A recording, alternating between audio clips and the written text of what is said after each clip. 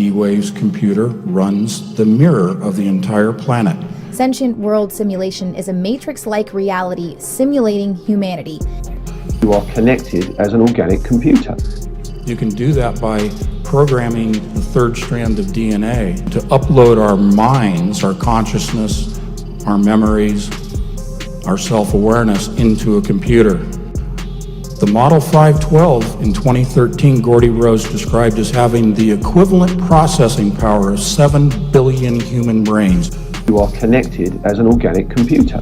Purdue University published a draft white paper in 2006 describing a sentient world simulation, a mirror, a virtual reality of the entire planet and all its inhabitants. 2007, it went live. If I had my graphics up, I'd show you the progression of the model numbers of the computers coincide with the implementation of the virtual world. D-Wave's computer runs the mirror of the entire planet. So the reason why I want you to pay close attention when you're looking at those big black boxes is that inside those boxes is a point, a chip, upon which is happening something that has never happened in the history of the Earth. It's an engineered thing which has become a nexus point for all of these parallel realities. The shadows of all of these different universes intersect at a physical point inside of one of those boxes. You can think of it as a portal. The DNA world and the digital world are becoming rapidly interchangeable. So all of life as we know it can be sent as digital code through the internet or as an electromagnetic wave. Let me just ask you before Craig goes on, how many of you are having trouble with this notion of digital code going over the internet and the notion of something living that's being converted back and forth like that? I mean, do you have some sense of what is going on? Can I show of hands how many people have trouble grokking this idea? You just interconvert the DNA language with the ones and zeros in the computer, and you can send DNA as ones and zeros and recapitulate it at the other end. So we've successfully, and so with DARPA, we built Synthetic Genomics, the receiving unit. Essentially, it is a nano-thin coating of gold that allows for the imparting of digital information onto that third strand of DNA. We're now at this era where we can interconvert the biological and digital information. And so one implication of that is to be able to send biology as a digital magnetic wave. And we've been working with NASA on a sending unit. They're not terrifically powerful yet, but they're doing something completely different than what your computer does. And that thing is like flight. It gives these computers access to these new resources, maybe you could call them parallel universes, in order to do something that you couldn't otherwise do.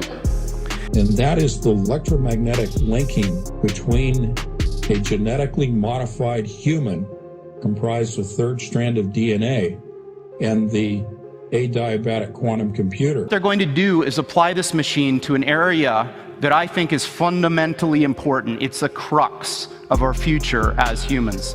And that's, can we build machines like us? The ultimate aim would be to archive enough data on each individual to be able to make a computer model of everyone on the planet. Right now, we're inside a computer program. Is it really so hard to believe? What we're building in the computer databases represents real life and is both the information that's necessary and sufficient to drive all DNA-based life forms. Remember, going back to the Sentient World Simulation, peer-reviewed white paper out of Purdue University in 2006. The program went live in 2007, describing humans as a node. And every person on the planet is represented in the computer software as a node. That's a data node, and given an avatar.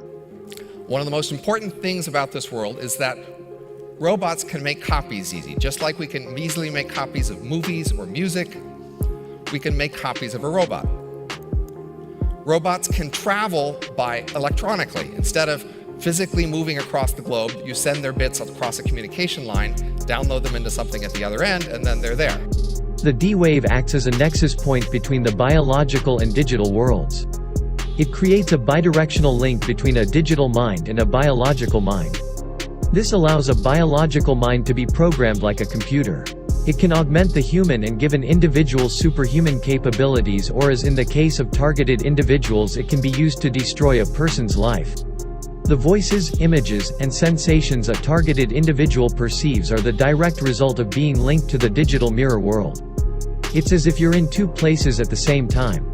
You are connected as an organic computer.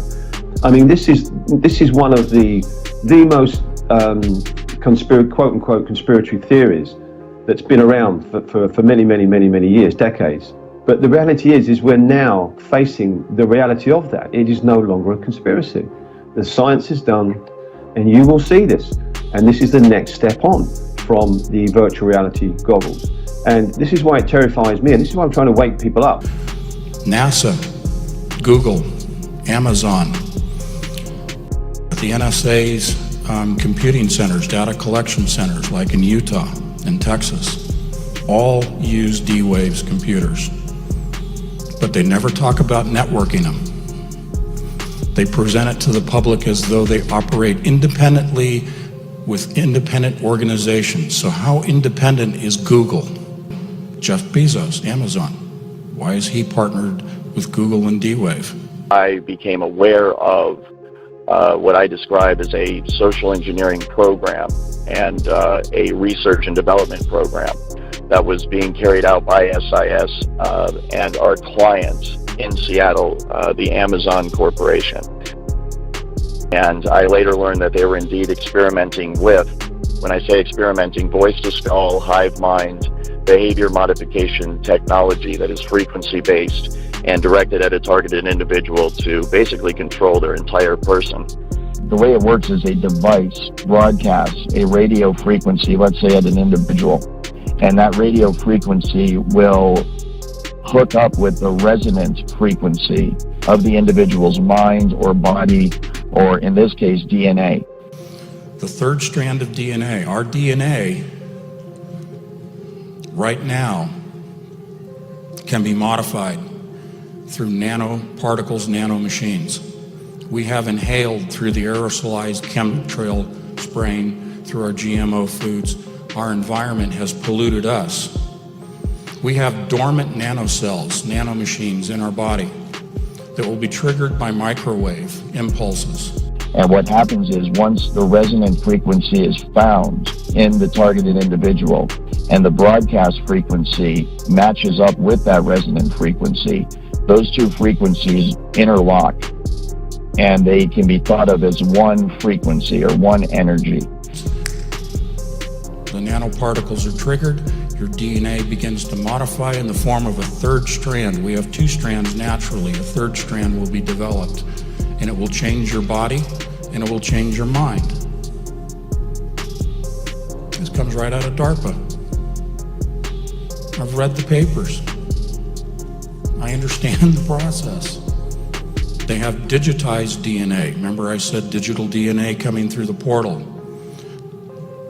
They digitize DNA into binary code. They transmit it through the cloud. And what happens is between the broadcast frequency and the individual that's receiving the broadcast frequency, once it's resonating, once they are resonating together, a super highway of frequency along which information can be sent is created.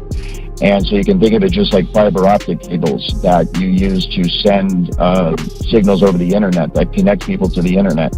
It's the exact same thing, only a wireless application of that. And so once you have connected the targeted individual with the frequency and they resonate together, then you have a perfect avenue upon which to send and receive information back and forth. And that's exactly how they manipulate someone's thoughts. They send voices into someone's head. They manipulate their emotions. They manipulate their behavior. And then that's also how they receive back from the individual in real time the vital signs, the emotions, the thoughts, what the person's seeing, what the person's hearing. And then all that information, of course, is rendered on a computer elsewhere via software, and it can be monitored and tracked in real time. In an environment that's called the Sentient World Simulation, SWS. D-Wave's computer runs the mirror of the entire planet. The Model 512 in 2013, Gordy Rose described as having the equivalent processing power of 7 billion human brains, and each human brain processes a petaflop of data. This computer is what will run the world. I believe is already, to a certain extent, already running the world. And because it is artificially intelligent, will give rise to the beast and the mark of the beast system, and the single entity that will control everyone, every person on the planet.